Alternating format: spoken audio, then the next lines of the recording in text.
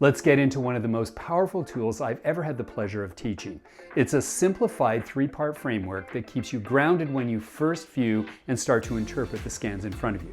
I've condensed the complexity of scan data from the three instruments, HRV, EMG, and thermography, into a sequence that we call RED, Reserve, Energy, and Depth. This right here is how you stop showing scans and start communicating value.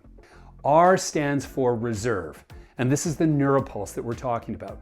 We start with the amount of adaptive reserve that a patient has available, which comes from the data collected by your neuropulse, your HRV scans. Clinically, we measure this with the HRV score and the rainbow graph. When a patient has a high reserve, they can take on much more stress and bounce back quickly. When they're low, life hits harder. If they're outside the green zone on the rainbow graph, well, that's your in. You say, right now, your nervous system is running close to empty. Our goal is to fill the tank and increase your capacity to handle life's demands. Next is postural energy measured by the neurocore. This one's all about postural energy being wasted and the motor nervous system's performance.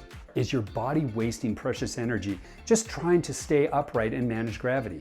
Muscles tense up, fatigue builds, posture collapses, and patients feel like they're working way too hard just to function.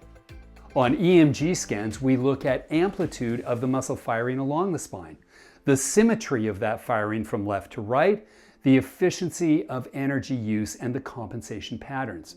And then we have depth, which is measured by the neurothermal.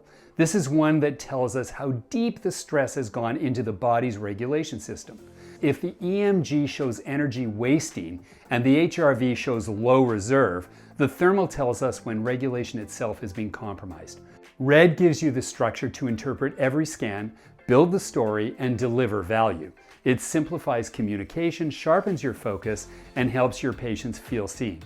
And that's what builds trust and care plans that last.